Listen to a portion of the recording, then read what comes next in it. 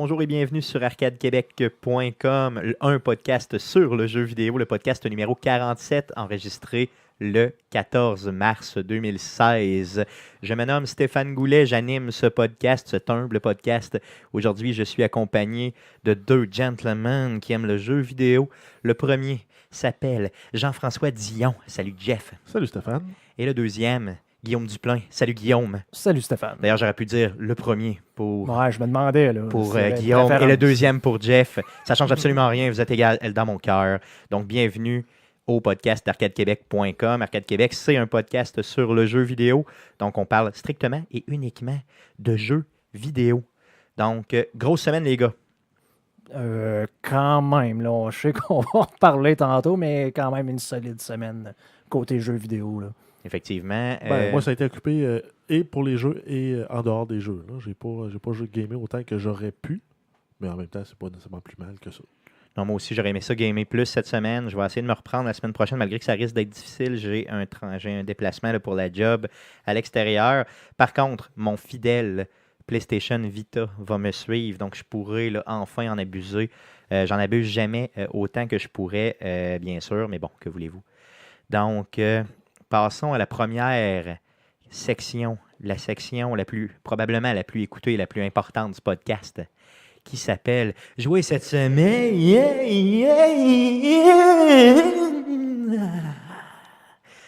Merci Jeff pour l'écho. Donc, on commence par Guillaume. Qu'est-ce que tu as joué cette semaine? Et je t'interdis de nous parler de The Division. Non, donc, qu'est-ce que tu as joué à part de The Division cette semaine? Ben, je peux juste pas commencer par dire qu'à cause de The Division, j'ai pas joué à grand-chose cette semaine. Donc, j'ai essayé de faire mes quests à Hearthstone et mes à Heroes of the Storm. J'ai échoué à Heroes of the Storm. Dans le fond, il fallait que je joue 2 parties. J'ai réussi à n'en jouer qu'une. Parce que tu voulais, dans le fond, masteriser un peu le jeu, justement, pour... Ben, c'est juste que je jouais à The Division. Puis là, dans le fond, en jouant à Heroes, dans le fond, en faisant tes daily quests, tu ramasses du gold. Même chose à Hearthstone. Et tu peux en accumuler jusqu'à 3. Donc, à chaque jour, tu en accumules une. À 3, ben, si tu ne fais pas, ben, tu restes pogné avec puis tu fais pas de gold. OK. Puis là, ben, j'ai pété le 3 quest, puis j'en avais juste 2 à faire. C'était même pas gagner des games, c'était genre juste jouer 2 games. J'ai joué juste une. Okay, j'ai perdu ma quest d'aujourd'hui là, que j'ai pas eu parce que je suis déjà dans le prologue. Je pense que tu as streamé aussi cette semaine. Ça se peut-tu vendredi? J'ai streamé uniquement vendredi à Rocket League.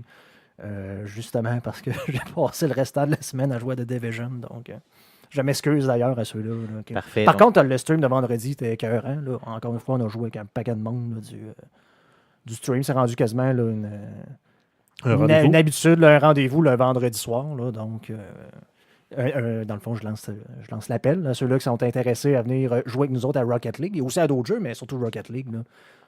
Je dirais surtout là, à partir de jeudi, vendredi, samedi, normalement, là, dans ces alentours-là. On ne le garantit pas, là, on garantit vraiment juste les mercredis. Là, mais on fait des hors-séries qu'on appelle, donc connectez-vous à Twitter pour avoir les informations. Donc, venez voir, suivez-nous bien sûr sur les plateformes de réseaux sociaux et Guillaume vous informera quand ça y tente de vous streamer un petit peu de Rocket League ou d'autres jeux, mais généralement, c'est pas mal du Rocket League. J'ai pensé à streamer de Division, mais on en reparlera, mais c'est pas nécessairement évident. On va en reparler. Toi, mon Jeff, qu'est-ce que tu as joué cette semaine? Moi, j'ai effleuré The Division. T'as pas le droit d'en parler? Un petit peu. Ouais. J'ai pas donné plus de détails que ça, là. Wow. Ça va faire des cailloux. Sinon, j'ai continué à jouer à Clash Royale. Effectivement, moi aussi, j'ai joué pas mal. Relativement beaucoup de temps, là. Si tu veux t'assurer de toujours avoir des coffres prêts à être ouverts. D'ailleurs, j'ai oublié, je pense peut-être de m'ouvrir les coffres pendant que tu parles. Vas-y, continue. Donc, en fait, on a notre clan, là, Arcade QC. Effectivement. Donc, on est rendu à 18 dans le clan. Effectivement, donc il y a 50 places et on a 18 personnes dedans. Donc, on vous invite bien sûr à venir nous rejoindre. Donc, Clash Royale, le clan Arcade de QC. Et sinon, Stéphane est quand même premier dans ce clan-là. Par près de 100 points. Pour une seule fois que je suis premier dans un jeu, je suis tellement comme content. Mais ça ne serait tardé, je vais te rattraper. Ah, je n'ai aucune crainte. Il ne me manque que le Hog Rider pour te battre. Ok, cool. À part de ça, est-ce que tu as joué à d'autres jeux que Clash Royale? J'ai joué à Rocket League sur Xbox One. Ok. Un peu. Je suis pas ranké très très haut. C'est assez épouvantable à jouer dans les matchs non classés. Le monde, Le monde, c'est n'importe quoi. Là. Ouais, Ils font c'est vraiment n'importe quoi. Il n'y a aucun plaisir à y avoir. Faut vraiment jouer ranké. Au pire, c'était ranké bas, mais il faut vraiment que tu joues ranké pour que les gens soient plus Ranké, ça sérieux. a l'avantage que quand tu joues, ben, tu commences la game comme au début. Puis normalement, tout le monde l'a fini. Ce qui n'est pas nécessairement le cas quand tu joues des matchs non rankés ou que le 3/4 du temps, tu arrives, il reste 2 minutes, vous perdez par 4 buts. Ou tu joues et tu te fais scorer un but après 10 secondes, puis déjà tu te ramasses tout seul. Là, donc, c'est que quand tu joues dans le non-ranké, là, c'est que tu n'as pas de pénalité quand tu t'en vas avant la fin du jeu, c'est bien ça? Exact. Puis tu n'as pas de système de pointage pour gagner ou perdre tes parties. Mais en même temps, le nouveau système de pointage, je le trouve un peu déboussolant. Je ne suis pas capable de me repérer, savoir quand est-ce que je vais monter de niveau ou pas. Versus avant, ce qu'on avait, au moins je savais que j'étais dans la cave à 0, entre 0 et 50 points, puis que ça prend 100 points pour être ranké. Mais j'étais le temps entre 0 et 50, au moins je le savais. Effectivement, maintenant, quand je stream, j'ai toujours l'image du nouveau ranking de près dans mon Firefox. Parce que justement, je n'avais parlé quand c'est arrivé la première fois, après la patch. J'ai fait de quoi? Qu'est-ce qui se passe? Là, j'ai aucune idée. Justement, je gagnais genre 7, 8, 9 games en ligne. J'étais comme, peut-être que je vais monter la prochaine game. Je sais pas trop. Mais on a-tu un peu les là, règles en arrière de ces rankings? Ils ont comme rajouté là, de l'information avec la dernière patch qui est le système de division. Là. Donc, mettons, comme moi, je suis Challenger 3 en solo standard, Division 3. Tu as de Division 1 qui est la moins forte à Division 5 pour chacun des classements. Là. Donc, Challenger 2, tu as Challenger 2 de Division 1 à Division 5, Challenger 3 de Division 1 à Division 5. Et quand tu atteins la 5, c'est que tu sais que tu es sur le bord de vouloir monter à Challenger Elite, alors que si tu redescends jusqu'à 1, tu sais que tu es sur le bord de tomber au rang d'avant. Okay. Donc, ils ont rajouté ça spécialement là, pour qu'on ait une meilleure idée de ce qui se passe. On n'a pas plus de progression. Là. On ne peut pas dire, là, je suis rendu à 98, puis à 100, je vais changer de ligue. Non, tu peux gagner une game, puis gagner un rang, puis en perdre 2, puis en perdre un autre. Là, tu ne sais pas trop ce qui se passe. Effectivement, c'est tannant pour ça. C'est un peu tannant. J'aimais mieux le système de points. Pourquoi avoir changé ça? Parce qu'il y a des gens qui arrêtaient de jouer. Parce qu'il y avait un genre de crainte de tout le temps. De dire, mettons, là, tu passais de 400 à 500 points pour tomber, mettons, je pense que c'était gold. Mais là, le monde, il était à 495. Donc, s'il gagnait un match, il gagnait 10 points, il tombait à 505 et que là, il changeait de rang.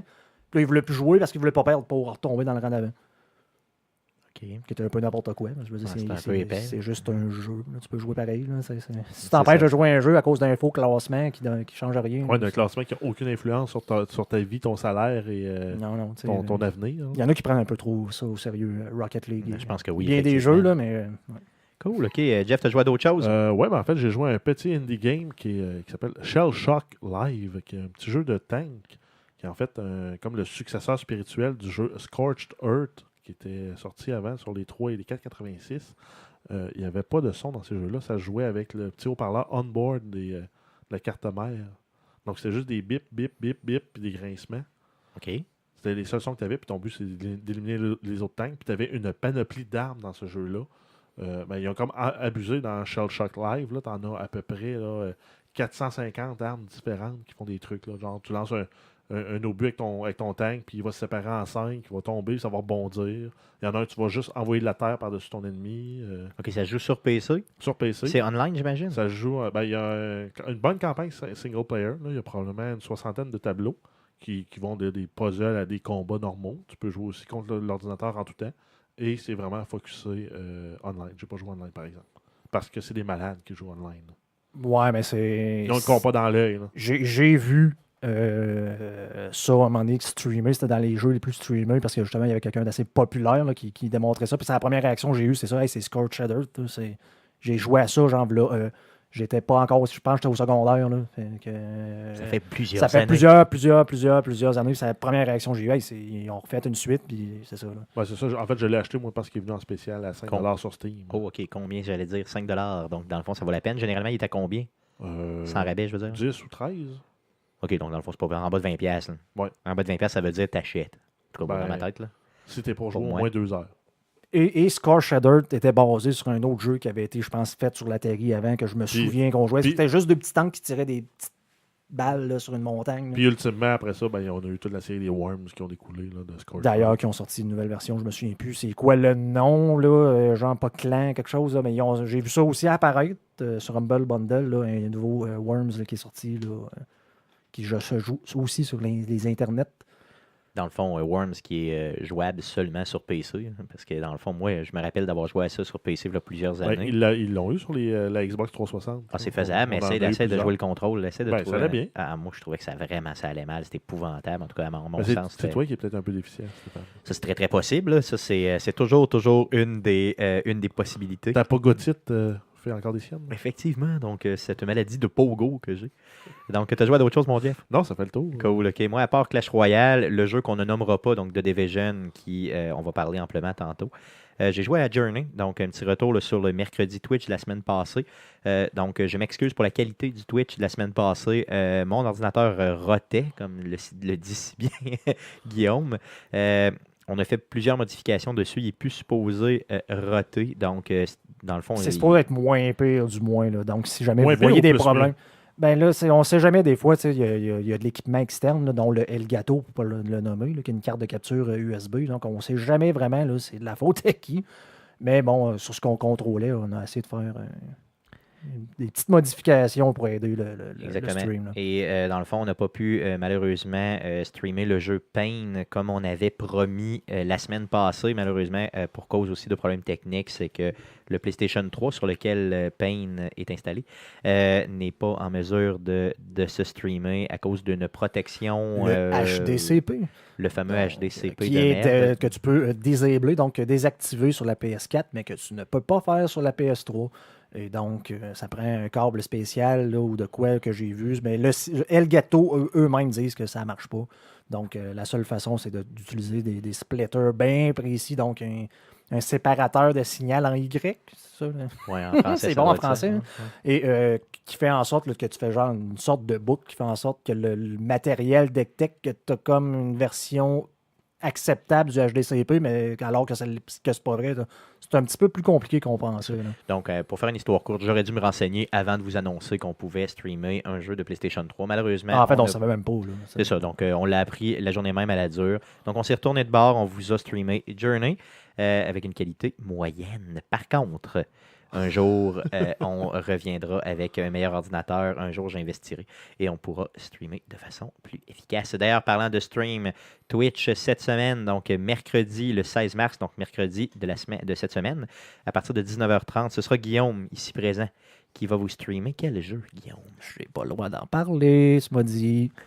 Donc, tu peux nous parler que tu vas streamer The Division. Je vais streamer The Division, effectivement. Mais on va peut-être être, parce qu'on va en reparler justement tantôt, c'est un jeu qui se stream peut-être un peu mal. Moi, j'ai regardé des gens streamer, puis je me disais pourquoi je subis ça, pourquoi je volontairement regarde ça, parce que on s'entend quand tu fais une campagne solo, quand tu regardes ton équipement, il n'y a pas nécessairement... c'est pas nécessairement très palpitant. C'est pas palpitant, puis à moins que tu sois un commentateur hors pair, il n'y a pas grand-chose que tu peux dire toi-même au niveau à tes auditeurs. Il prend son je suis après comme arme principale. Donc, ce que j'ai l'intention de faire, c'est peut-être de faire de focusser peut-être plus sur le Dark Zone et l'équipement quand on atteint un certain niveau. Quoi faire, quoi ne pas. Là, on s'entend, je commence là, à comprendre un peu plus ce qui se passe, là, mais dans le fond, d'essayer d'apprendre aux gens et de montrer aux gens ce qui est possible de faire là, sans avoir à l'apprendre à la dure, justement. Là. Quoi dépenser, où dépenser son argent, l'argent de la Dark Zone, quoi faire, acheter des blueprints, est-ce qu'on veut crafter, donc... Essayer de ne pas se faire pogner des shorts à terre. Exactement, et de ne pas arriver de dire j'aurais donc dû pas faire ça. Donc un stream éducatif sur The Division, dans le fond, sous le thème de ne faites pas mes erreurs. Normalement, le plan, là, je l'apprends à Georges, mais quoi, je pense que je l'avais averti d'avance, là, c'est qu'on va jouer, moi et lui, et on va aller faire des runs de Dark Zone, et on va justement parler de l'équipement, de ce qu'il faut regarder, là, si vous êtes intéressé à faire autre chose là, que peut-être juste la mode single player, là, donc mission, j'ai fini puis j'arrête de jouer. Là. Effectivement, donc je pense que ça va être fort intéressant, surtout que Guillaume, lui, a un super PC et n'a pas de problème au niveau technique. Donc bien sûr, moi, je croule sur les problèmes techniques, mais lui ne semble pas l'avoir, donc que voulez-vous? Mais The Division est quand même, je l'avais testé dans le bêta, là, et c'est quand même assez heavy à streamer, même sur ma machine. Là, donc probablement je fasse des petits tours de passe-passe pour être capable de le faire, mais il ne devrait pas avoir de problème. Cool, parfait. Donc, ça fait pour la section Twitch cette semaine. Passons à la traditionnelle section, les news de Jeff.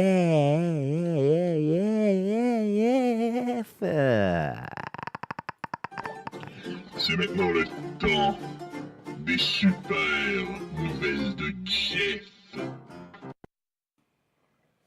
Vas-y, Jeff, pour tes news.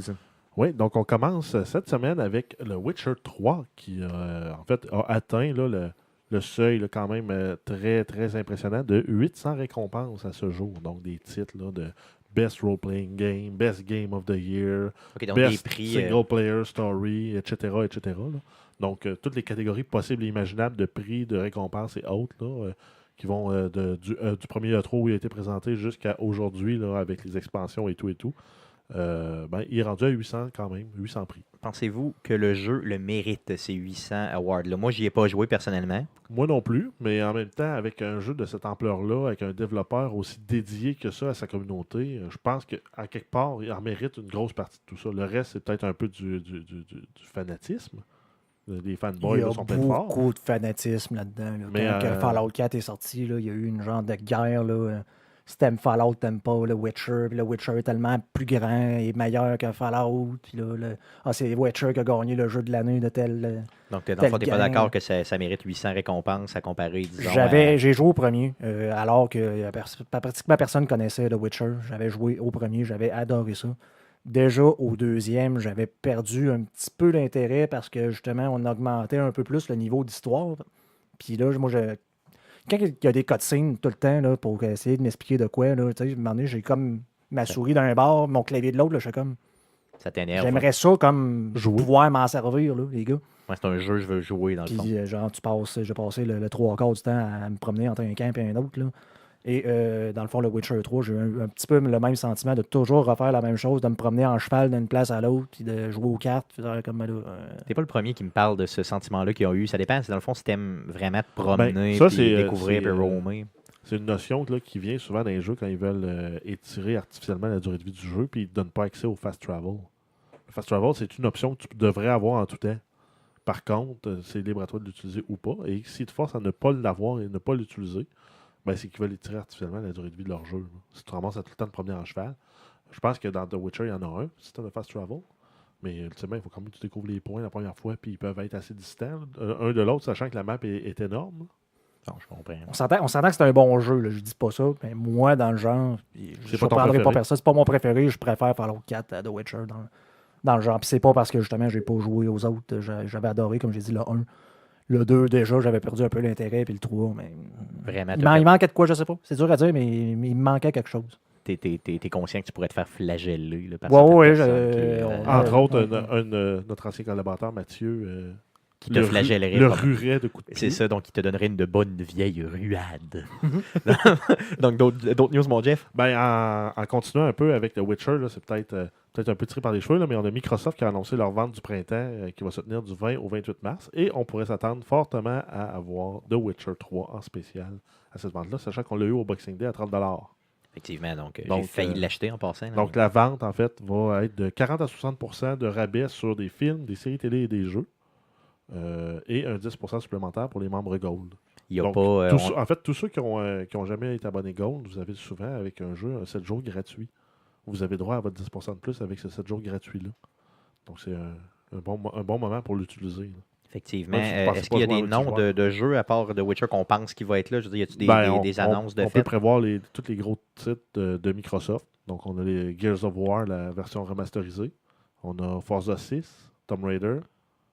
Après ça, c'est sûr qu'on va avoir les Battlefield 4, Battlefield Hardline. Il n'y a plus personne qui joue à ça. Ils sont tout le temps là-dessus, hein, c'est exact. ça? Non, mais il n'y a plus personne qui joue. Fait que rendu là, ils veulent avoir plus de monde. Fait qu'ils vont faire une vente de feu. À part ça, peut-être un Call of Duty, peut-être un Grand Theft Auto. Donc, dans le fond, ça vaut la peine de faire un petit peu le tour pour la fin de l'hiver, là, finalement. Ça, c'est sûr. Cool. OK, c'est bon. D'autres news? Mon beau bonhomme. Toujours avec Microsoft, on avait annoncé qu'il y avait un DVR qui s'en venait, là, une update de DVR qui s'en venait pour la Xbox, sachant qu'on peut écouter la TV par l'entremise de sa Xbox. DVR, tu veux dire par là? Digital Recorder.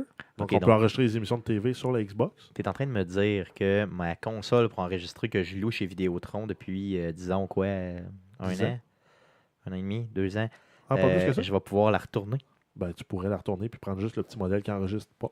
Tu peux probablement déjà la retourner, puis ils vont te dire non, on vous la donne.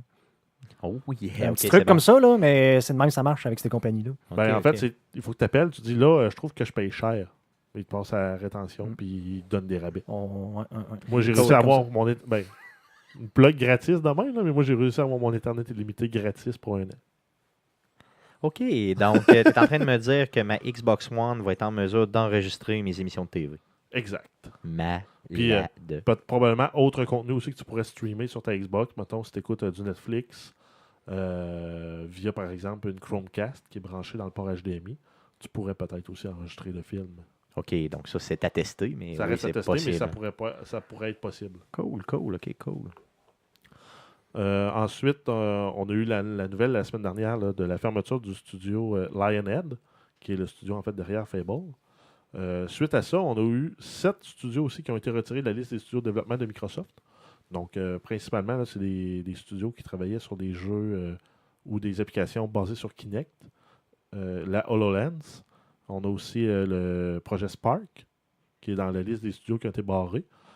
Probablement que c'est dû à une réorganisation interne là, chez Microsoft pour justement focuser le développement vers la HoloLens. Donc, tous les petits studios qui ont développé une expertise pour la réalité augmentée vont être regroupés ensemble probablement sous une nouvelle bannière. Pensez-vous que c'est relié au fait que Xbox vend moins de consoles, son parc de consoles est moins élevé, moins grand que celui de PlayStation, ou ça n'a pas rapport? Non, moi je pense qu'ils ressentent leur mission. Ils doivent faire de l'argent avec ça, pareil. Je penserais pas que ça aille de lien. Non, ça va leur permettre de concentrer leur expertise et de la répartir là, dans les. Dans le fond, ils tiraient un peu partout, puis finalement, ils se sont rendus compte qu'il fallait peut-être juste. Dans les studios qui ont fermé, il y a 3 studios qui faisaient du Kinect, puis 3 qui faisaient du HoloLens. Ça serait logique. Vous avez chacun une Xbox avec des Kinect. T'en sers-tu? Autre que d'y parler pour lui dire des choses que tu peux faire avec tes doigts.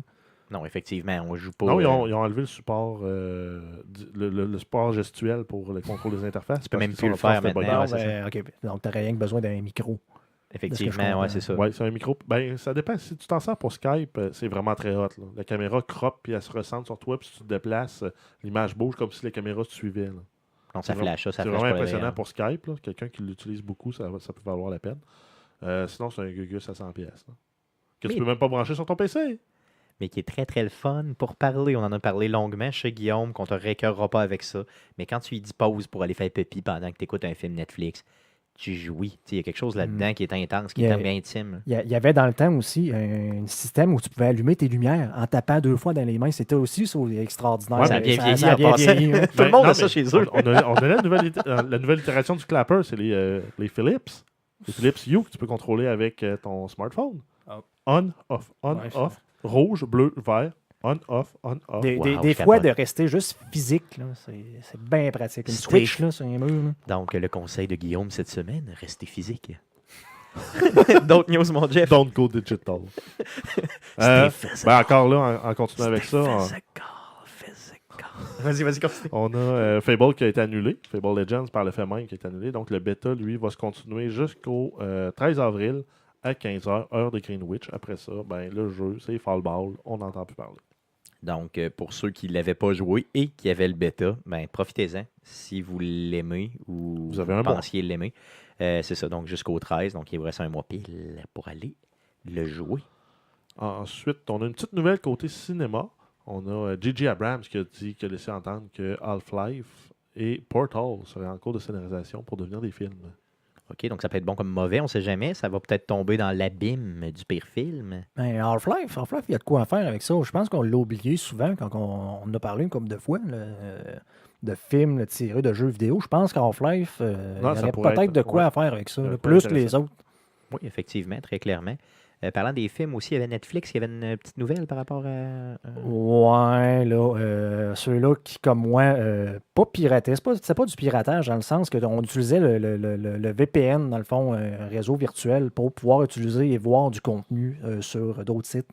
Et Netflix, au début de l'année, avait averti les gens qu'ils s'en venaient avec un moyen de bloquer justement ceux-là qui changent de région. OK, explique-moi. Là. Avec ton VPN, toi, ce que tu faisais, c'est que tu étais au Canada, tu as Netflix Canada comme tout le monde, tu payes ton Netflix.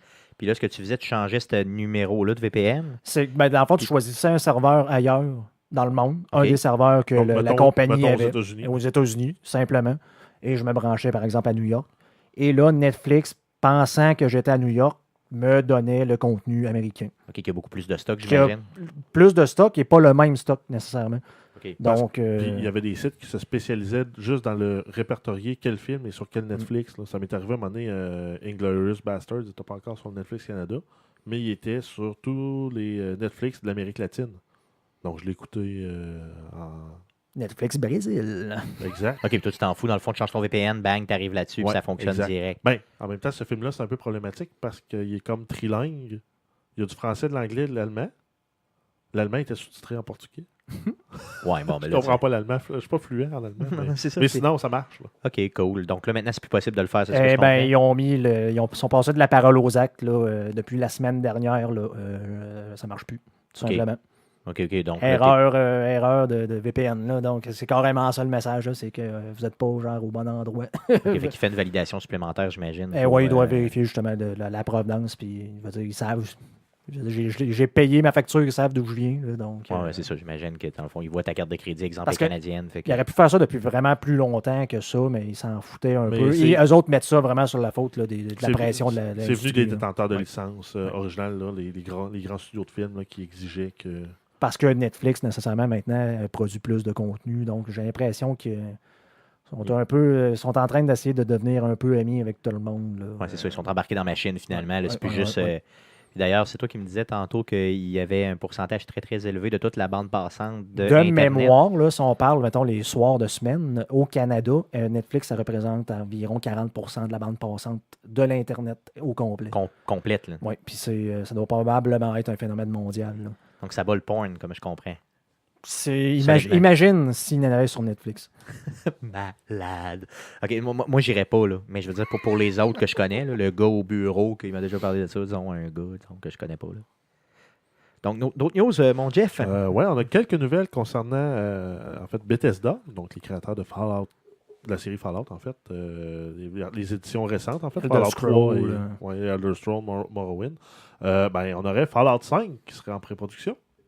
Donc, Fallout 3, Fallout 4, sa vie n'est pas terminée et on a déjà eu une fuite là, comme quoi, justement, la pré-production serait bien démarrée pour Fallout 5. Ils ont même commencé à enregistrer certaines voix de narration. Puis tout ça, c'est une fuite là, de Ryan Alosio qui a fait qui a posté des images et des. C'est des- qui des Ryan informations. Alosio? Il faisait quoi, lui? En fait, c'est la voix de Deacon dans Fallout 4. Donc, C'était qui Deacon? Rappelle-moi, c'était qui c'est Deacon le- dans Fallout 4? C'est le companion que tu peux trouver avec les Railroad. C'est le premier, en fait, qui te donne. C'est lui qui te donne ta première mission avec les Railroad, si je me trompe pas. Ouais, c'est ça, le gars en t-shirt, là, avec Exact. des lunettes fumées qui se déguise tout le temps en un genre d'espion bizarre. Là, C'est un donc, genre de déguisementi. Ouais, c'est dans ça, le là, fond, il il est tout se le temps déguise. dans Il un est autre, un petit peu quétaine, la première fois que tu vas Oh, voir le oui. gars des Railroad là, Oui, sur oui, ça me dit le haut de quoi, oui. l'autoroute. Là. Oui, il est comme un peu fashion, Elvis style. là.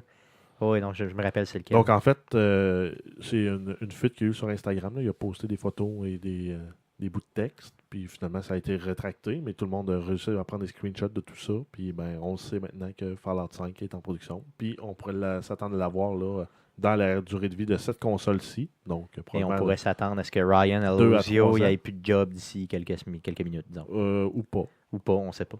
Cool, ok, ben ça c'est bon. Non, j'ai tellement hâte de jouer à Fallout 5, c'est comme débile. Imaginez-vous si on a parlé de Fallout 4 de même, comment on va parler de Fallout 5. Ça va être. Sauf si c'est un flop.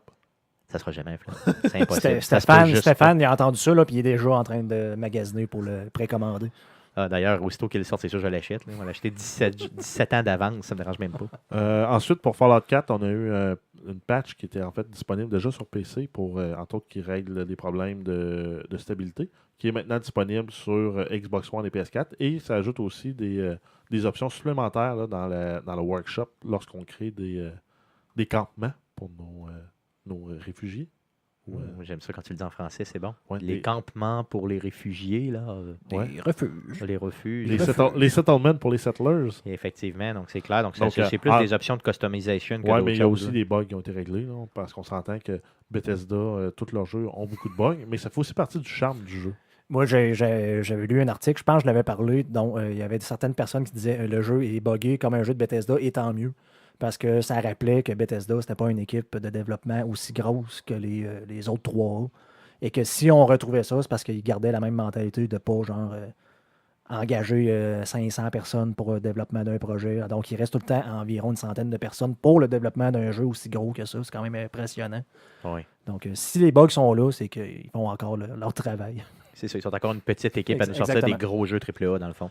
Et ensuite, on a eu aussi la date de sortie pour le premier DLC de Fallout qui s'en vient, qui est Automatron. Il va être disponible le mardi prochain, le 22 mars 2016. Grosso modo, là, on a eu un trailer qui présente là, un robot qui vient de nous demander notre aide pour combattre d'autres robots méchants qui les empêchent d'avoir du fun. OK, super. Donc, ultimement, on va aller se battre contre le mécaniste. Qui est un méchant... Un méchant robot. Qui s'appelle le mécaniste. Le mécaniste. OK, c'est bon. Ça me fait vraiment penser au Père Noël dans Futurama. Il faut aller battre le Père Noël. OK, non, je sais pas. Non, J'ai pas écouté Futurama. En fait, dans Futurama, tu as le Père Noël qui est un evil robot qui, selon ses paramètres trop stricts, tout le monde sur Terre a été méchant. OK. Donc, finalement, lui, au lieu de donner du charbon au monde à Noël, il rentre dans la ville puis il tue tout le monde. Fait que tout le monde se barricade chez eux à Noël. OK. Fait que ça me donne un peu cette idée-là. Il y a des méchants robots qui veulent nous tuer. Fait qu'elle vient nous aider à tuer les méchants robots. Probablement parce qu'ils sont trop fâchés et humiliés d'être utilisés dans des courses des courses de chevaux de robots. Donc, je ne sais pas si vous avez croisé ça à Fallout 4, là, la racetrack de robots. Donc, probablement que c'est eux autres là, qui doivent se venger. Tu penses? Ouais. Ça se peut. Donc, puis en plus, en fait, à travers ce DLC-là, on va pouvoir construire son propre robot. Puis on peut customiser à partir de n'importe quoi. On peut partir d'un protectron, on peut partir d'un... voyons, là, les robots malades là, qui te courent après et qui te tirent du laser avec leurs faces. Les Sentribots. Ou t'as les... je sais les humanoïdes, là? Moi, je sais lesquels j'ai oublié le nom. Là, mais je pense aux Sentry là, qui explosent. Oui, ben les Sentribots, entre autres, on a vu un Sentribot là, avec une tête de teddy bear sur la tête. Donc, tu peux prendre n'importe quel robot et customiser au maximum. Puis toute la junk qu'on va ramasser va pouvoir servir à construire. Ça devient un follower. Ça devient un personnage qui va te suivre. Okay. Exact. Un autre robot. Cool. C'est le fun. Au moins, dans le fond, ça fait place à l'imagination et la créativité. On a Diablo 2 qui a reçu une mise à jour là, 16 ans après sa sortie. C'est sorti en 2000, ce jeu-là. C'est un fixe, en fait, qui est là pour régler les problèmes en lien avec les ordinateurs plus récents qui sont beaucoup plus performants que les ordinateurs d'il y a 15 ans. Donc, c'est un jeu qui est encore vivant. Il y a encore du monde qui joue. Qui joue encore à Diablo 2? Quand le troisième est sorti, dans le fond. Puis ça fait très longtemps que le troisième est sorti. Ça fait combien de temps, Guillaume? Ça doit faire 3 ans. 3-4 ans, sûr. Ouais, c'est ça. Mais moi, il y a 3 ans, je jouais encore un peu à Diablo 2. Oui, OK. Il y a encore du monde. Je vois encore du monde là, qui stream ça. Là. D'ailleurs, s'ils font encore des mises à jour, j'imagine que c'est parce que ça... je veux dire, c'est live sur leur serveur. Là. Si tu veux, tu peux le jouer. Là. Ils le vendent encore. Tu peux encore jouer sur Battle.net. Là. C'est pas mort. Là. OK, cool. OK. Bon, mais c'est beau. Faut que ça prend tout son sens. Là. On a d'autres nouvelles aussi. Gears of War 4, on a commencé à avoir un peu de détails sur le jeu là, qui ont dit qu'elle allait être hallucinant, qu'elle allait être super hot, super écœurant, qui va révolutionner la Xbox One, qui va faire que, bref, ils vont reprendre leur retard dans les ventes. Là. C'est peut-être un peu exagéré. Là, effectivement, oui. Grosso modo, on sait que la campagne simple joueur va rouler à 30 frames secondes, le multijoueur à 60 frames secondes. Donc, on s'entend qu'on va avoir de la rapidité, de la fluidité pour le multiplayer et peut-être un peu moins de qualité au niveau des graphiques, des environnements peut-être un peu plus restreints. Mais le gameplay devrait être sur la coche. Bon, c'est sûr, les Gears of War, c'est tout le temps sur la coche, le gameplay. Oui. Sinon, un peu plus de détails là, sur la campagne single player. Ça se passe 25 ans après Gears of War 3. On va se retrouver à jouer J.D. Phoenix, en fait, le fils de Marcus Phoenix, le protagoniste de la première trilogie là, des Gears of War. Ultimement, là, on va attraper le personnage. Là, il est dans les COG, en fait, qui est la coalition militaire, exactement comme son père. Et on va le trouver après un incident là, qui fait qu'il se retrouve absent without leave. Donc, il y a un déserteur, en fait, puis il se retrouve avec les Outsiders. Et on va rencontrer justement là, Kate Diaz, qui fait partie des Outsiders, qui va se joindre à lui. Et il y a aussi son ami Delmont Walker, qui est aussi un militaire avec lui, qui est parti avec lui, là, qui était impliqué dans le même incident. On n'en sait pas plus. Mais bref, on va probablement repartir un peu où Marcus était là, au début du premier Gears of War. Okay, parce qu'on se souvient, là, Dom venait le chercher, il était en prison. Donc, on repart vraiment un nouvel opus, là, vraiment avec le 4e, avec de nouveaux personnages. Exact. Et les ennemis, on ne sait pas encore ça va être quoi. Cool. C'est fort probablement plus les Locustes, là. En tout cas pas dans la forme qu'on les connaît. OK, Cool. J'ai hâte de voir ça. Je ne l'achèterai pas par contre parce que je ne suis pas un fan là, tant. J'ai pas de temps à jouer à Gears of War. Faudrait que je les fasse. Là. J'ai les 3 ici, mais malheureusement, je ne les ai pas approfondis.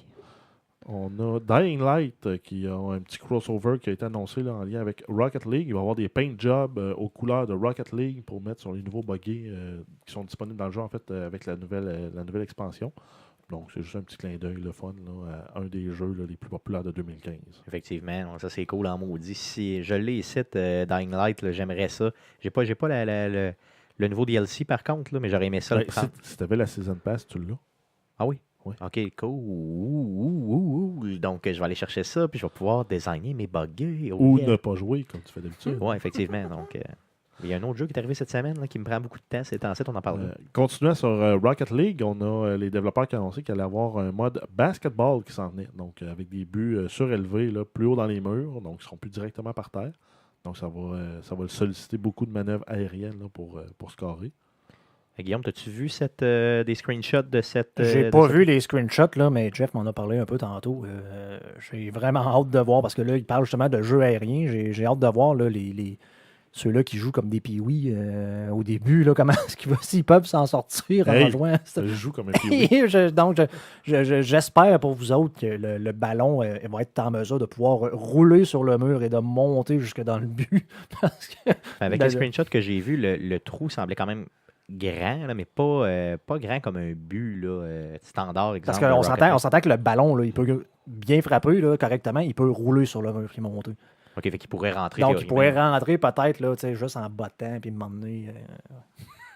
Donc, je suis vraiment curieux de voir ça. Ou un dégagement de mi-terrain là, qui normalement va être très chanceux.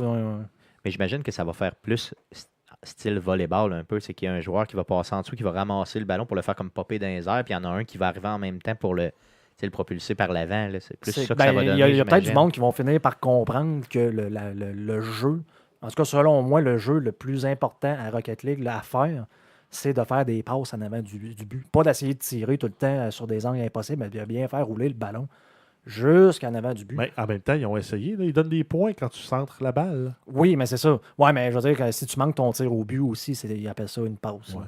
Donc, c'est spécial un peu. Un peu là, on pourrait en reparler, là, ceux-là qui suivent le stream, là, quand je stream du Rocket League, là, j'en parle souvent, là, de réussir à faire des bonnes passes, mais avec un mode de même, tu n'auras comme pas le choix. Là. Effectivement. D'autres news sur Rocket League? On a Xbox qui ont annoncé, Microsoft qui a annoncé que le Cross Network allait être fonctionnel là, entre PC et Xbox. Ça va être disponible pour le printemps 2016. Et en même temps, Microsoft a continué un peu à teaser un peu en disant... puis en même temps, on invite aussi toutes les autres plateformes à se joindre à nous pour qu'on puisse faire du Cross Network. Wink, wink, Sony. C'est ça. Wink, wink, Sony. Oui, on vous nomme pas, mais mettons qu'on le dit, disons, à mot couvert. Parce que là, moi, de ce que j'ai compris, là, ils font ça. Donc, Rocket League, c'est les premiers qui vont implémenter ça, mais Microsoft ouvre le plateforme, peu importe, pour faire du crossplay Xbox PC. Donc, s'il y a d'autres jeux qui veulent le faire aussi, ils pourraient le faire. Je dis bien pourraient. Là. Puis ultimement, même avec le PS4. Là. Donc, je suis content parce que justement, vendredi, on en parlait. Il y a du monde qui jouait sur Xbox et qui voulait venir jouer avec nous autres. Et je leur disais, c'est dommage, mais les matchs privés, on peut juste jouer PC et PS4. Tant pis pour vous autres un peu, donc c'était un peu dole. Suck to be us. Sauf quoi qu'en même temps, là, ils ne pourront pas plus de ce que je comprends, là, parce que là... Dans le fond, tu vas être soit PC, PlayStation ou Xbox PlayStation. Ou Xbox PC. Xbox PC, pardon. Mais tu ne pourras pas faire, dans le fond, tu ne pourras pas avoir des gens de PlayStation et des gens de Xbox pour l'instant. C'est ça. Ce que je ne sais pas, par exemple, c'est si une compagnie comme Psyonix est capable de prendre l'information réseau des deux individuellement et de créer un match inter. Donc, si tu as quelqu'un sur PC d'être capable de jouer, comme moi, mettons, je host une game PC, une match privé, si on serait capable de... Peut-être de contourner le tout. Pas de même que je l'ai compris pour tout de suite, là, mais on se croise les doigts. Là. OK, cool. OK. Bon, pour l'instant, au moins, ça laisse une possibilité de plus pour les gens qui étaient Xbox et qui étaient un peu isolés dans leur coin. Là. Te sentais-tu isolé, Jeff? Non, même si on était des fois juste sans jouer en 3v3 solo standard. C'est ça qui est poche. Au moins, avec les gens de PC, tu vas être vraiment... Tu vas donner plus On va être 10 000. Ça va être pas mal plus, pas mal mieux. Enfin, vendredi, on était 140 000 là, dans la playlist là, de Rocket League. Joueurs online. Ouais. Aïe, aïe. Puis ça, c'était vendredi dans l'après-midi, là. Ou en fin de journée? Vers 4 heures. Vers 4 heures, ouais, c'est ça. Okay. Tu avais le retour du bureau qui aidait, mais quand même. on a le jeu Plants vs. Zombies qui va emboîter le pas un trading card game. Donc, qui va être disponible en format carte à échanger, un peu comme Hearthstone ou Clash Royale. Donc, on va collectionner des cartes de plantes avec des cartes de zombies. On va se faire des decks, puis on va se taper dessus. Moi, c'est un monde qui m'intéresse, puis je trouve qu'ils font vraiment bien de faire ça. Ils font très bien de le faire. Moi, ça ne m'allume pas pantoute, là, des plantes et des zombies, puis un zombie Michael Jackson avec un zombie travailleur qui a un compte sur la tête. Moi, il n'y a rien qui m'allume plus que les plantes puis les zombies. OK? Ah ouais. Fait que je vais triper en maudit. C'est bizarre. Mais ça va sortir en 2016. Donc, Cool. probablement sur plateforme mobile. On a Sony qui ont donné une petite notice d'utilisation pour leur PlayStation VR, qui en fait s'enligne pour être pas vargeux, si on compare aux autres.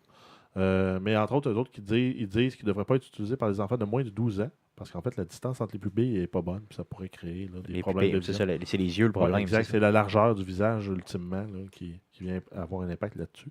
Ça pourrait causer des vertiges, un inconfort, des maux de tête, des migraines, nausées, etc. Donc, OK. Donc, tu sais, dans le fond, je pense que toutes les VR, ça va être ça, on s'entend-tu, là? À moins d'avoir un système de lentilles ajustables et tout, mais dans tous les cas, ça ne serait pas recommandé.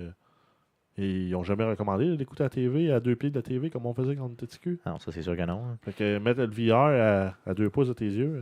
C'est pas super, disons. Là. Je veux savoir pourquoi vous dites que celui-là risque d'être moins bon. Qu'est-ce qui se passe? Là, je parle de mémoire, là, mais j'ai lu cette semaine. Je me souviens pas. C'est probablement les responsables là, du VR chez Sony ont comme avoué que le produit allait être moins hot que l'Oculus. Ouais, ils ont comme dit que, effectivement, on ne sera pas aussi performant que l'Oculus. C'est normal un peu aussi. Si tu le fais pas rouler sur PC, tu n'as pas la force du PC, fait que tu vas être limité par ton PlayStation. Fait que j'imagine que, d'un autre côté, moi, je pense qu'il va sortir beaucoup moins cher, par contre, aussi. J'ai l'impression, en tout cas, il n'y a pas de corps de prix d'annoncer, mais moi, j'ai l'impression, parce que c'est un produit, moi, je suis un peu déçu d'entendre ça, parce que moi, c'est quelque chose que je voulais vraiment acheter. Je me vois pas ici avec ce PC, mon petit PC qui est ici. Jouer, de toute façon, je pourrais même pas. Là. Jouer avec l'Oculus, pardon. Par contre, le PlayStation VR, puis là, il y a ça, c'est plug and play direct sur mon PlayStation. Ouais, mais ça m'intéresse. Si l'expérience est médiocre, puis c'est la seule expérience que tu as du VR, tu vas peut-être être déçu, puis tu dis, le VR, c'est de la merde. Oui, effectivement. Bon, ça, tu vas faire un jugement sur un matériel de piètre qualité. Oui, mais je me dis que c'est Sony. Sony ne peut pas non plus sortir si piètre qualité que ça, sinon ils sortiront comme juste pas. Là. J'espère. Ils vont peut-être pas le sortir quand ils vont se rendre compte finalement que leur prototype ne suit pas la coche. Ouais, peut-être. En tout cas, j'ai hâte de voir, mais pour l'instant, aussitôt que ça sort, je l'achète, je vous garantis. Je te dirais que par défaut, les consoles qui sortent des genres de gadgets en général, là, ça marche rarement bien. Quand tu fais une liste là, de ce qu'il y a eu dans l'histoire, là, en passant de Rob le robot, là, justement. Ou un Virtual Boy qui a eu 11 jeux. Genre, là. Virtual Boy, j'avoue que c'était de la merde, OK? Rob le robot, c'était hot en maudit, OK? Arrête. C'était super le fun là, que ça prenne 20 minutes. Là, Don't fuck with Rob, OK, man? Continuons avec Sony, on a eu le premier titre des jeux qui allait être disponible sur PS Plus pour PS4 qui a été leaké, en fait. La source, en fait, les premiers à l'avoir sorti, c'est Eurogamer. Donc, on va avoir le jeu Dead Star qui va être disponible gratuitement sur PS4 là, pour avril 2016. Donc, un des premiers jeux annoncés. Donc, le dans premier, le fond. c'est ça, 2 semaines d'avance. XCOM 2, il va y avoir une expansion, Anarchy's Children, qui sort le 17 mars, donc jeudi cette semaine, à la Saint-Patrick. Oh yeah! Puis ça n'a aucun rapport avec la Saint-Patrick. Bon, ça n'a rien à voir, là, mais c'est pas grave. C'est la Saint-Patrick. Il faut boire la bière. Puis il faut avoir une tempête. Oui, on n'a pas le choix. Donc, c'est les deux choses qui arrivent en même temps. Donc, en fait, ça va amener une centaine de nouveaux éléments cosmétiques là, pour personnaliser nos personnages. Donc, des coupes de cheveux, des peintures de guerre, des armures, des décalques, des casques, des masques, etc. Donc, en fait, ça va être disponible là, pour 5$. C'est pour ceux qui l'achèteraient là, individuellement. Ou sinon, c'est inclus dans le Reinforcement Pack. Qui également aussi qui lui inclut là, 2 autres add-ons, Alien Hunters et Shen's Last Gift, qui vont être 2 expansions qui vont être disponibles là, d'ici l'été. Donc, juste du customable pour l'instant, j'en veux vraiment juste vraiment du cosmétique, pardon, mais pas de nouvelles armes, pas de nouveaux jetpacks ou whatever, là, comme on avait déjà eu là, dans les anciens XCOM. Là. Exact. OK, c'est bon. Bon, ben pour l'instant, c'est moins utile, moins fun. Dans l'XCOM précédent, on avait eu une expansion complète qui était en fait un jeu standalone sur console. Oui. Mais, qui était complètement malade en passant. Exact. C'était un nouveau jeu. Là. C'est sûr qu'il en serait un qu'on pourrait streamer, celui-là. Ouais, quand même. c'est un peu plate, streamer. Non, tu penses? En tout cas, Je on en reparlera. Star Wars Battlefront qui va avoir un update gratuit qui va inclure en fait 2 nouvelles missions coop. Donc pour les fans là, qui veulent jouer en coopératif dans l'univers de Star Wars. Pour les gens qui jouent encore, s'il y en a, j'aimerais les savoir. Ben, apparemment, lever oui. la main, oui. Ouais, Ouais, ça roule encore, ça, ce jeu. Paraît-il. Parce qu'on a entendu parler, puis quand c'est sorti, à un moment donné, c'est comme On a la plus semaine entendu d'après, parler. c'est tombé dans l'oubli un peu. Effectivement, c'est sorti en novembre en passant. Là, j'ai l'impression que ça fait 1 an et demi que c'est sorti, tellement que c'est loin un peu. Mais oui, effectivement, c'est sorti en novembre. Qu'est-ce qu'il y a comme dans l'expansion? Sinon, en fait, on a eu un tease là, pour Jabba the Hutt Missions, qui va inclure entre autres un nouveau pistolet et un nouveau sniper, plus peut-être d'autres armes. Mais pour le moment, on ne sait pas la forme que ça va prendre. C'est vraiment juste un tease. Yes, j'aimerais vraiment ça, rencontrer Jabba the Hutt, qui est un de mes personnages préférés de Star Wars. D'ailleurs, moi, ce petit En fait, vidéo... Jabba the Hutt, Vas-y. c'est comme toi sur les No Shower Day. Hein. Effectivement, quand je me lève pas, je ressemble un petit peu plus à Jabba, puis je sors ma langue dans même... Donc, qu'est-ce que je voulais vous dire? Moi, quand j'ai vu ce petit teaser-là de peut-être une trentaine de secondes, là, je vous le dis, là, le jeu ne m'a jamais intéressé, mais quand je l'ai vu, là, c'est venu me chercher une fibre, quelque chose, puis j'ai failli aller l'acheter, je vous le dis, là, qui ne sortent pas cher, disons, dans les prochaines semaines sur une vente X, mettons Xbox ou PlayStation, parce que je m'en vais le chercher. Même si je le joue tout seul, c'est pas grave, j'aimerais ça. J'aimerais ça vraiment l'essayer. Ouais, mais il va prendre tout son sens en multijoueur ou en coop. Je m'en tout fous, seul, un tu 6-7 vas faire- heures. Mettons juste passer un 6-7 heures là, dans le vas monde de Star Wars, Tu vas j'aimerais faire ça. 3 heures pour faire le tutorial, puis ça va être fini. Ce sera ça. Qu'est-ce que tu veux que je te dise? Tu Puis après ça, peux t'acheter le coffret aussi de film au même prix. je l'ai déjà. Je l'ai déjà en Tu passant. peux J'ai le une version. racheter au même prix et te mettre dans l'ambiance. J'ai une version Blu-ray Il y a complètement plein de explicable. versions qui existent. Là. Ouais, ok. Donc, cool. Ok, peut-être que je vais me lancer vers ça et être intelligent. Mais si la rage me prend, je vous appelle puis vous m'aiderez dans ma maladie. Merci. Ok. On va essayer. Ensuite, là, on approche vers le sujet du podcast, là, le gros sujet qu'on veut couvrir, de Division. En fait, on avait eu une annonce comme quoi il n'y aurait pas de microtransactions dans le jeu, incluant les objets cosmétiques. Ils ont tenu parole, ultimement. Là. On ne peut pas acheter de division $ avec de la vraie argent pour acheter ensuite des habillements ou des emotes. Mais si tu vas dans le store de ta console, tu peux pour 3,99$ acheter le suit de pompier. OK, fait que dans le fond, tu peux payer pareil, mais pas dans le jeu, mais à l'extérieur du jeu. Fait que c'est des fucking microtransactions. C'est la même pour du maudite cosmétique. affaire, là, dans le fond. C'est ça. Ils ont juste changé le nom et un peu la formule, mais c'est la même maudite affaire.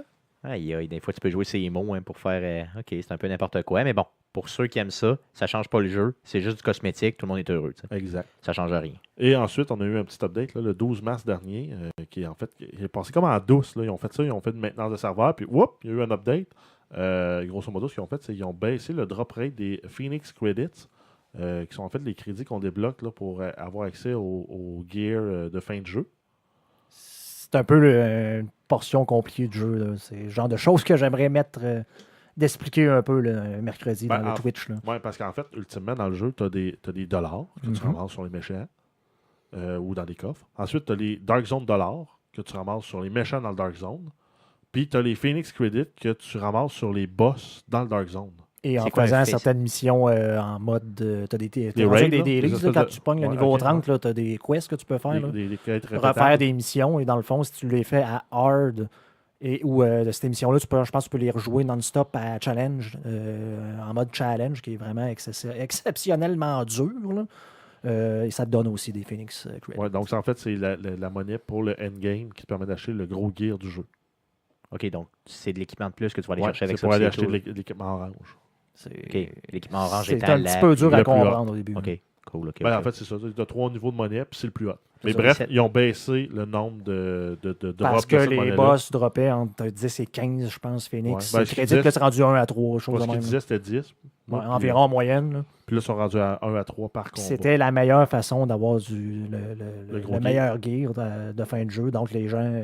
Donc, ça veut dire que le monde qui ont joué avant le 12 mars, donc entre la sortie et le 12 mars, ben, ils ont ramassé full de... Tous profité de ça, ils ont le meilleur gear. Donc, les meilleurs joueurs ont le meilleur gear. Puis, ben, nous autres, vu qu'ils ont balancé ça par après, là, ils ont fait du balancing. Mais nous autres, les pauvres gens qui ne jouent pas autant, ben, on est pogné à grinder des heures et des heures. Là, pour... De plus que Mais mon impression, là, c'est qu'ils ont fait vraiment, ils ont mis ça vers le bas au minimum en pensant le réajuster par la suite. Par la suite, OK. Oui, puis probablement avec le premier contenu qui va sortir là, justement là, d'ici la fin du mois, je pense, ou avril. Je pense qu'on sera en le premier avril. contenu gratuit, après ça en mai. Puis après ça, on commence à avoir des expansions payantes. J'ai l'impression que ça va se rebalancer à ce niveau-là parce que le vrai contenu endgame va arriver à ce moment-là. Parfait. Bon, mais pendant qu'on est déjà dans le vif du sujet, merci Jeff pour tes news. On va passer au sujet de l'heure, au sujet de la semaine, bien sûr, de Division. Donc, je pense qu'on était très, très bien partis. On ne mettra pas d'écho pour l'annonce du sujet. Non, on peut le faire. Let's go. OK. Donc, le sujet de la semaine. OK, vas-y, 1, 2, 3. Le sujet de la semaine. de Division. OK, merci. Donc, merci Jeff. J'espère que vous appréciez l'écho. Donc, il y a, donc, dans le fond, j'aimerais ça vous entendre par rapport aux attentes que vous aviez avant achat là, au niveau de... Je sais que, dans le fond, ça m'a surpris un peu, Guillaume, que tu l'aies acheté parce que tu nous disais que tu ne voulais pas l'acheter. Non, c'est ça. Dans la semaine passée, tu disais, je ne suis pas sûr de l'acheter, je ne suis pas sûr. Qu'est-ce qui a fait que tu l'as acheté? Là? Je veux t'entendre là-dessus. Je peux pas te dire c'est quoi qui s'est passé. La journée que c'est sorti, j'ai joué au bêta et je n'avais pas nécessairement trippé, justement, parce que je n'avais parlé que je n'aimais pas le fait que, tu sais... C'est plus un RPG qu'un shooter. Plus un RPG qu'un shooter, puis je trouvais pas ça normal là, que j'avais à décharger un chargeur dans la tête de quelqu'un, un IO, puis qu'il crevait pas. Ouais, moi qui étais habitué de jouer justement à des Counter-Strike, des affaires de même, où ce genre de coup-là est important pour justement jouer à GTA, je snipe quelqu'un dans la tête, ben, il meurt, tu sais. Un coup de 50 mm là, de du point 50 là, dans la tête, mais il meurt.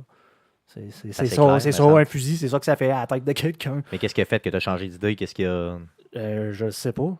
Honnêtement, je sais pas. On dirait qu'en dedans de moi, il y avait quand même une portion qui disait j'avais besoin de jouer à ce genre de jeu-là.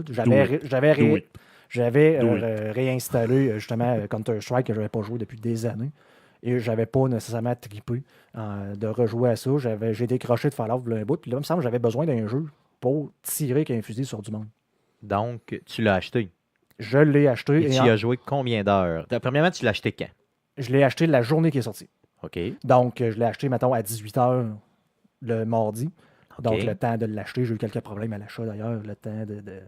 Tu l'as acheté sur PC? Parce que je l'ai acheté sur PC, mais sur un site en Angleterre. Là, donc, ouais, non, un site legit, par contre, là, on parle pas là, des gens de sites louches là, que les gens font de la pub sur les streams, là, mais vraiment un site legit, mais qui était en rabais. Dans le fond, Taxin, ça m'a coûté 59 sur PC. Donc, partout. OK. Et dans le fond, j'ai joué peut-être une heure mardi. J'ai eu le temps parce que dans le fond, ça a fini de downloader avec une trentaine de gigs. Là, donc, j'ai peut-être pas acheté ça au bon moment, nécessairement, pour jouer là, dans la soirée. Donc, vraiment, au total, là, depuis mardi que j'ai joué peut-être une heure, j'ai joué après environ 39 heures et quart. Donc, à ce jour, on est lundi, donc ça fait une semaine, mettons, que le jeu est sorti. Même pas. Tu as joué 39 heures. 39 heures, point 25. OK, donc tu es capable, tu es en mesure un peu de nous donner, je crois, tes impressions au niveau du jeu, là, tes impressions générales. Après 39 heures de jeu. Je pourrais pas, je l'ai parlé tantôt, je pourrais même pas te dire c'est quoi qui s'est passé avec l'histoire. OK. D'ailleurs, je t'arrête une petite seconde. Jeff, toi, tu as joué combien d'heures? Moi, j'ai 8 heures de jouer. OK. Là, je commence. Tu es rendu niveau quoi, là? Niveau 9,5. J'ai 30% de ma base de Dobby Raiding. OK, donc c'est sûr, moi, j'ai à peu près la même affaire que toi, je suis niveau 10, là, mais tu sais, on est dans les mêmes heures à peu près. J'étais à peu près à 10-12 heures de jouer. Là. C'est ça. Là, donc, pour ce qui est des impressions générales, Guillaume, tu as bien commencé. Let's go, vas-y fort. C'est malade. Dans le fond, si je réponds vraiment à la vraie raison pour laquelle je l'ai acheté, c'est parce que mon chum Georges l'a eu gratuitement avec son clavier. Quasiment pression sociale, mais lui, dans le fond, je voulais pas jouer à ça tout seul. Parce que je le savais, en ayant testé le bêta, que si tu joues à ça tout seul, t'allais pas avoir autant de fun. Non, tu passes à côté d'une grosse partie du contenu. Puis même l'expérience en multijoueur, là, ça donne qu'on a joué ensemble, Stéphane.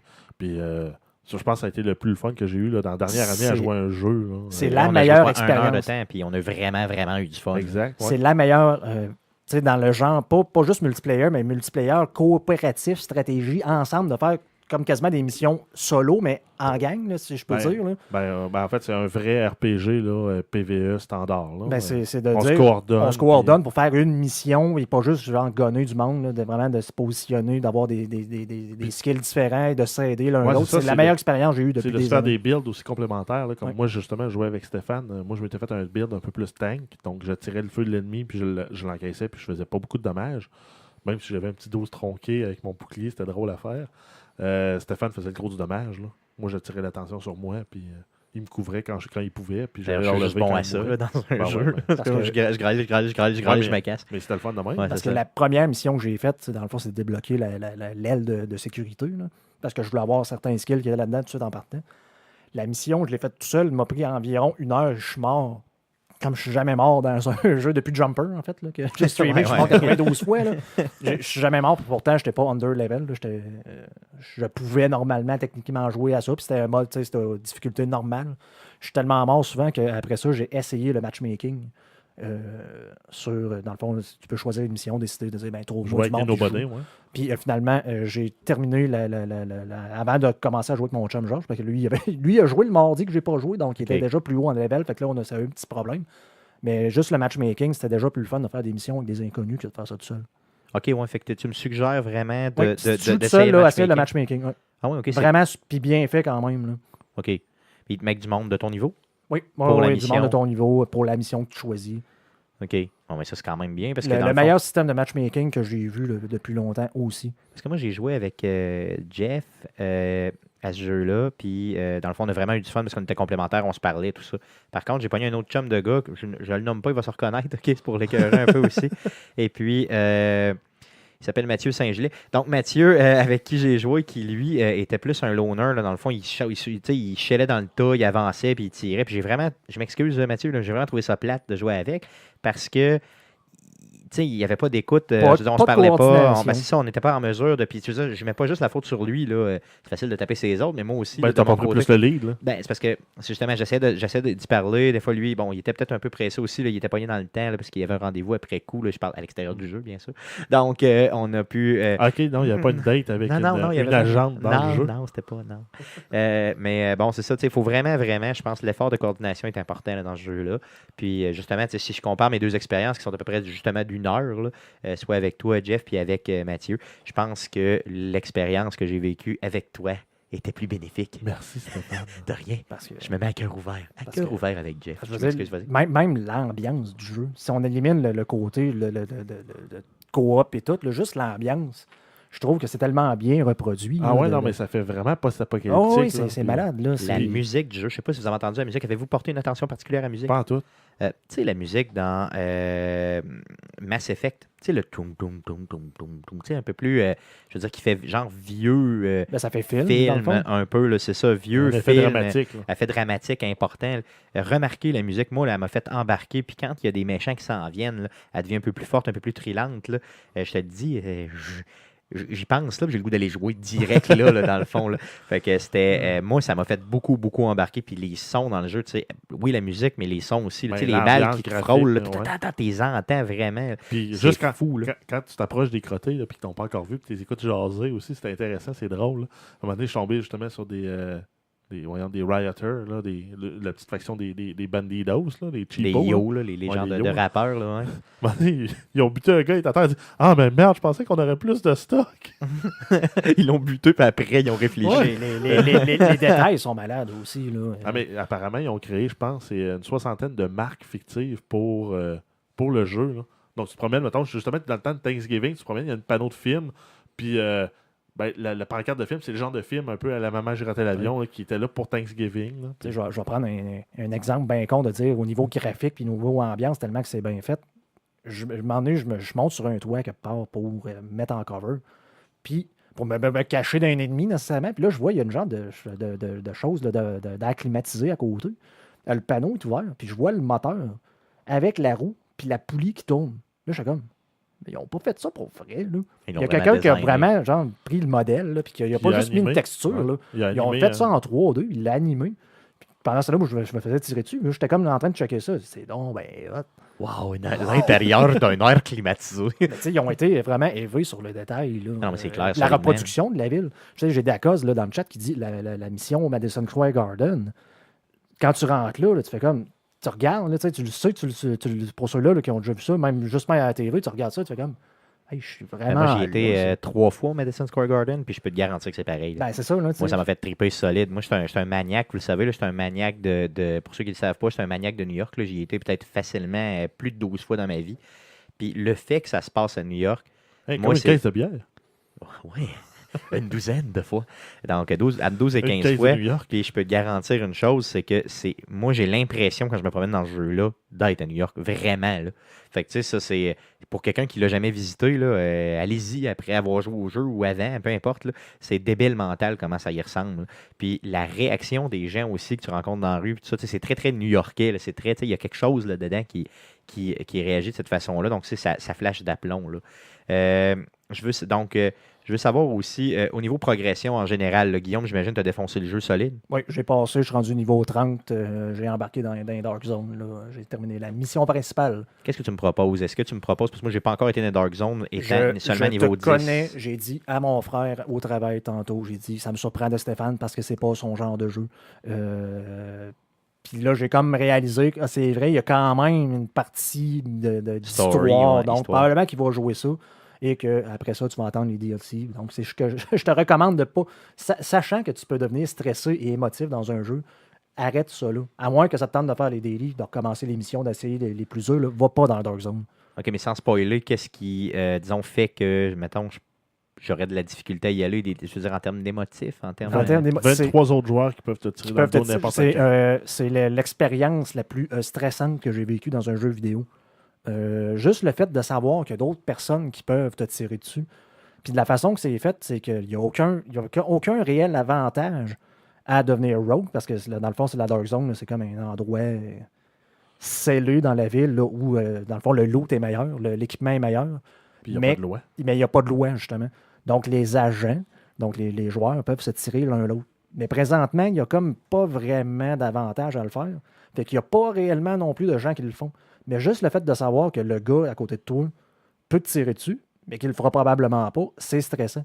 Donc, le but de la Dark Zone, normalement, c'est d'aller tuer des boss. Il n'y a pas vraiment une mission autre que de se promener là, de tuer du monde, dans le fond, les NPC, là, l'ordinateur, de récupérer l'équipement qui va tomber, qui va être normalement meilleur et de meilleure qualité.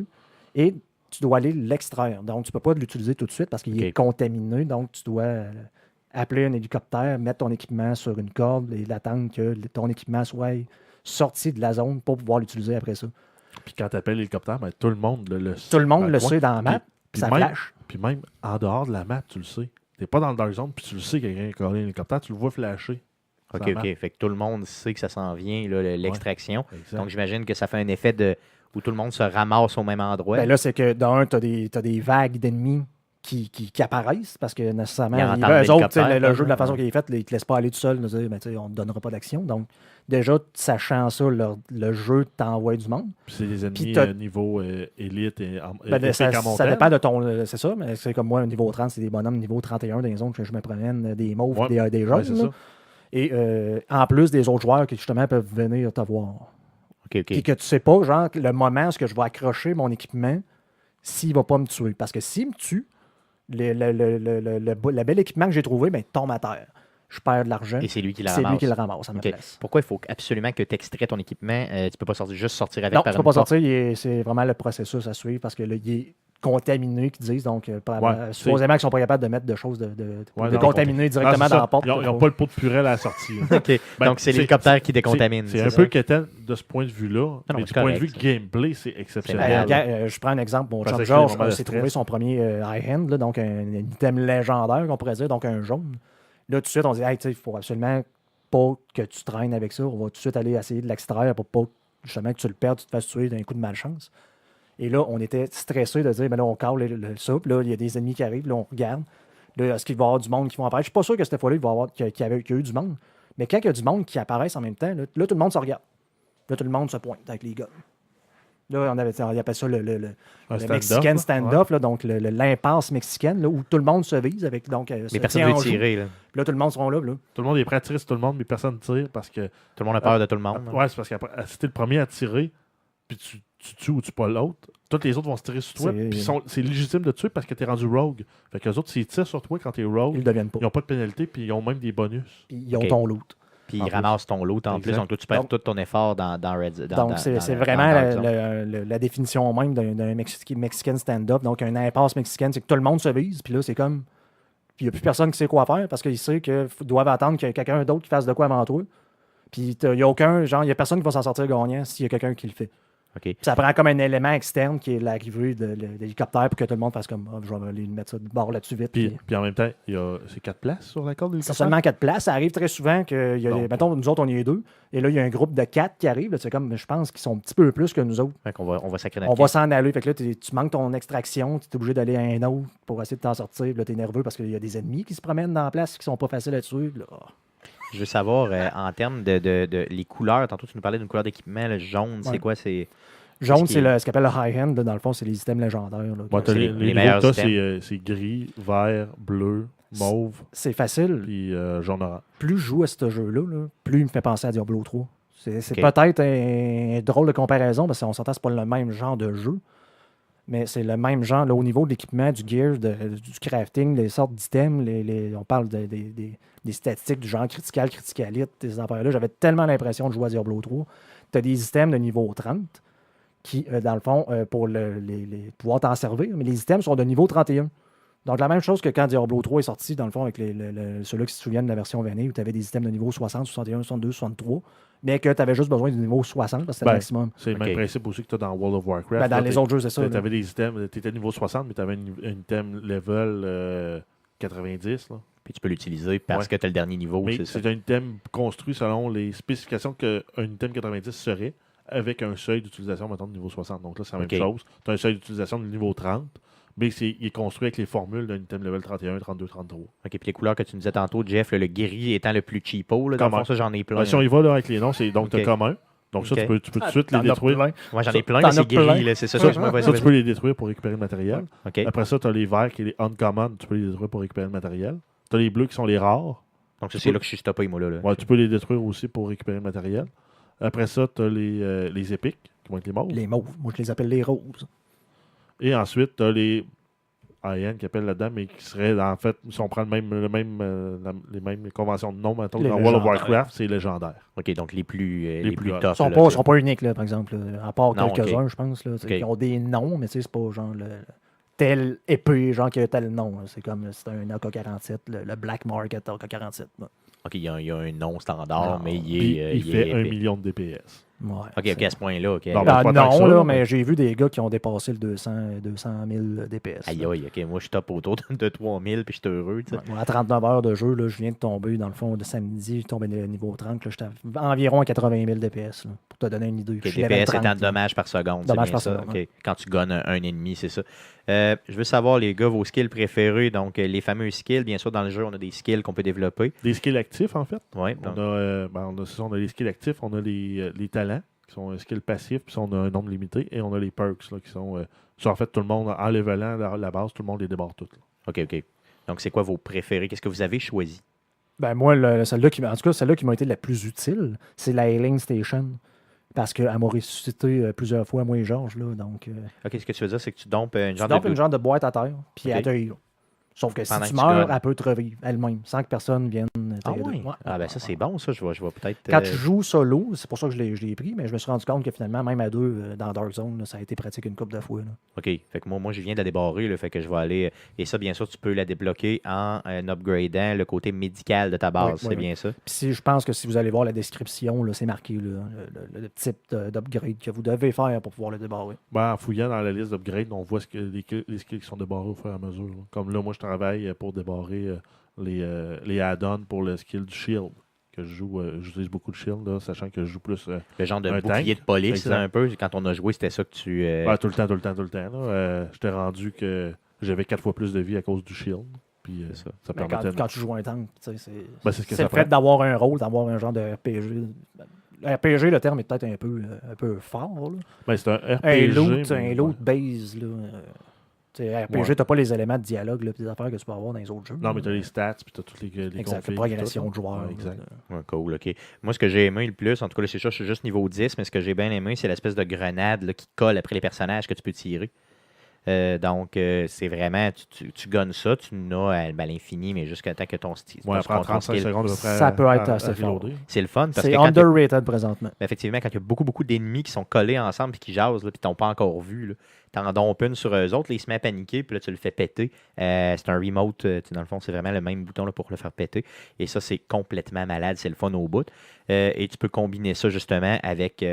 C'est pas un autre skill, par contre, c'est une autre habileté là, qui fait que les explosions font 40% plus de dommages. Ben, tu as des modifications que tu peux appliquer à tes skills. C'est peut-être un talent, par exemple. C'est peut-être un talent. Oui, effectivement, ça doit être un talent qui n'est pas un skill.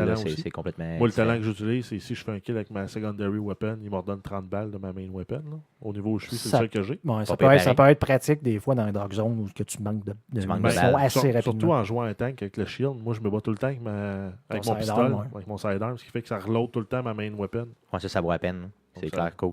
OK, vous savez que de Division, on va en reparler et en reparler. Je vais vous entendre un seul truc que vous auriez. Mettons, pensez-y, 2 secondes. Là.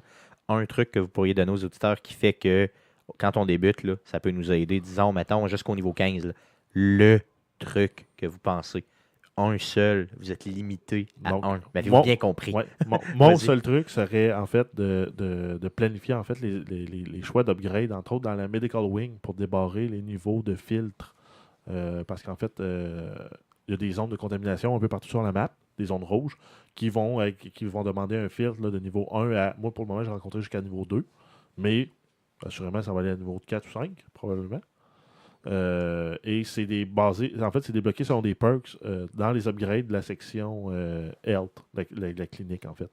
Donc je dirais peut-être aux 6 levels s'assurer de monter ce niveau-là de 1. Donc peut-être dans les premiers 6 niveaux de le monter de 1, dans les 6 niveaux suivants de le monter de 1, pour que ça suive en fait la progression. Là, parce que je sais qu'en fait, dans le Medicine Square Garden, il y a une zone niveau 2 qui n'est pas accessible. Déjà, là, au début, c'est ça, qui n'est pas accessible. Donc, tu ne peux pas rentrer si tu n'as pas ce filtre-là. Tu peux rentrer, non? Mais tu perds d'énergie. Tu meurs en 12 secondes. OK, ben c'est ça. Fait que dans le fond, c'est vraiment, tu te fais contaminer par le fameux virus qui est la cause, dans le fond, d'un peu de la déchéance de la société là, dans le jeu. C'est bien ça? Pas mal. Cool, OK. Guillaume, un seul truc que tu peux donner. Tu peux en donner 2. Là. Ouais, vas-y, laisse-toi aller. Si, mettons, j'en donne un qui n'est pas mon principal, je vais dire, comme à côté de. Quand vous faites vos statistiques, là, vous voulez savoir si vous changez d'arme, allez utiliser dans le sous-sol, là, quand vous débloquez ça dans Wing de sécurité, là, vous avez le shooting range. Donc, le stand de tir. Je savais même pas. Ben, tu peux le débarrer, là. Et dans le fond, c'est comme dans le fond de ta zone. C'est un upgrade de plus. Là. C'est un upgrade de plus. L'avantage qu'il y a là-dessus, c'est que quand tu ne sais pas trop si ton arme fait plus de dégâts ou pas, quand tu vas là, il va y avoir des cibles qui vont apparaître rouges. Là, laisse-le faire. Fais juste te regarder les genres de cibles de papier, là, qui est comme une cible de police. Là, et tu peux sortir ton arme et tirer dessus et tu vois le DPS que tu fais. Okay. Donc, si tu tires dans la tête, tu vas voir le nombre de dégâts que tu fais. Si tu tires dans le torse, si tu pognes un critical, tu vas le savoir. Puis il y a une boîte pour recharger tout de suite à côté. Donc, tu enlèves tous les modes de ton arme. Tu l'essayes. Tu regardes l'arme que tu penses changer. Tu l'essayes puis tu vas voir visuellement le nombre de points de dégâts que tu fais. Donc, tu n'es pas obligé de l'essayer sur des vrais ennemis qui bougent. Tu peux l'essayer sur ce genre de bonhomme en carton-là. Là. Exactement. Puis tu vas le savoir exactement. Là, c'est quoi le genre de dégâts que tu vas faire, le nombre de fois que tu vas faire des criticals et ce genre de choses-là. Cool, OK. Parce que sinon, mon deuxième truc, c'est vraiment rapide, là, c'est d'essayer le matchmaking. Si vous jouez seul, en solo, essayez le matchmaking. Mais là, tu me tires à terre avec ça parce que je pensais tout le temps tomber sur des genres de crétins. Peut-être que le truc numéro 1, ça serait de désactiver le chat, là, donc pour être sûr de ne pas entendre personne qui chiale. Utilisez les emotes à la place pour les applaudir. Vous allez avoir plus de fun. Là, mais j'ai lu quelques expériences du monde là, qui se faisaient kicker à la fin d'une mission de 30 minutes là, pour justement juste se faire troller. Ça va toujours arriver. Moi, personnellement, ça ne m'est jamais arrivé. Tant qu'Internet est là, tant qu'il y a des trolls, ça m'est jamais arrivé. C'est ça. Donc, essayez le matchmaking si vous jouez seul. Cool, parfait. Donc, inquiétez-vous pas de Division, on va en reparler et en reparler dans d'autres podcasts. Donc, je vous limite, les gars, je vous arrête là au niveau de Division. Je vous parle aussi, bien sûr, donc je vous rappelle, Twitch cette semaine, mercredi, le 16 mars à 19h30, Guillaume, ici présent, va vous faire un Twitch éducatif de Division. Là, justement, ce qu'on vient de parler, là, comme le Division shooting range, expliqué aux enfants. d'expliquer ça. Là. Ouais, mais tu sais, je ne dis pas que je suis un expert, mais tu sais, pas facile les mêmes erreurs que moi. Ah, Tu as oui, fait 40 heures du jeu le présentement. 4 fois plus que moi. C'est ça, effectivement. Donc, je pense que tu as quand même de quoi à dire par rapport à ça. Puis, dans le fond, la qualité de ce que tu fais en termes de Twitch cette semaine, c'est toujours très bon. Donc, mercredi, le 16 mars, 19h30, écoutez Guillaume qui va vous twitcher The Division. Bien sûr, donc ça met fin au podcast d'aujourd'hui. Merci les gars d'avoir été là. Merci à vous de nous avoir écoutés avant de vous quitter. Je vous invite bien sûr à nous suivre sur arcadedequebec.com, à toujours venir sur Twitter, donc sur Twitter aussi, twitter.com/arcadeqc ou simplement à commercial arcadeqc. Sur Facebook, facebook.com/arcadequebec et bien sûr sur Twitch, twitch.tv/arcadeqc. Donc, merci d'avoir été là. Merci de nous avoir écoutés. Et à la semaine prochaine pour un autre podcast. Merci. Salut.